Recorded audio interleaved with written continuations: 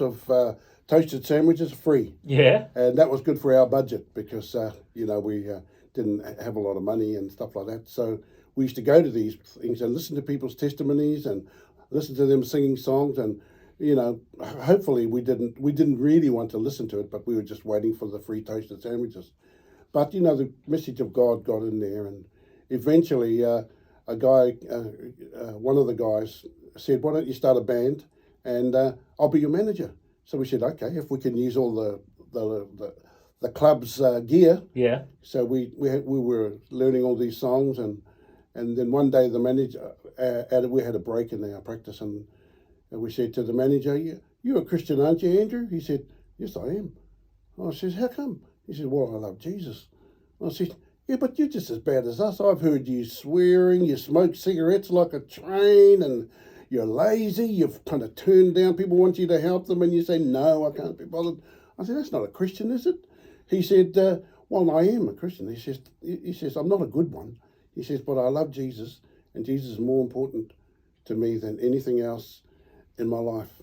And I thought, and we all thought this at the time we found out, we thought, oh, are you allowed to do that? Because I thought you had to scrub up and, I thought you've got to get yourself sorted out before you even think of looking at God. But he said, no, you don't. You just do it wherever you are, whenever you want to. And I thought, wow. And all of a sudden, access to God became a lot more realistic and a lot more approachable. Yeah. And not long after that, maybe a month or so, we started talking about God all from that time on. And a month ago, we met up with his dad and said, oh, we want to become Christians. And we did it. He got us, kneeling on his floor in his green room in the vicarage, and led us through the sinner's prayer. Wow. And we did it. And the first thing after we said, as soon as we finished praying, we said, well, what if we change our mind? And the vicar said, you go right ahead and change your mind. He said, you've made a deal with God. God won't never let you go. Wow. And that's been my case. This is 50 years ago, mate. Yeah, yeah. And, God, it's been there. He's still there. Yeah. And I'm very grateful for that.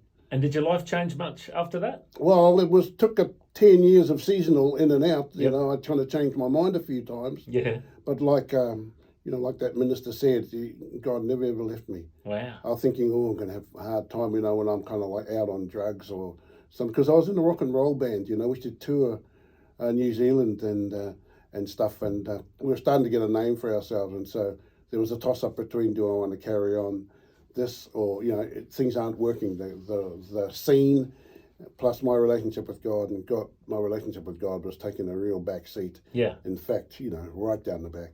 But one day our bass player wanted to leave the band and get his marriage sorted out. And so the other guitar player and I said, well, why don't we just really seek God and find out if this whole thing is true? And then if not, we'd just get on with our career. Like I said, that was 50 years ago.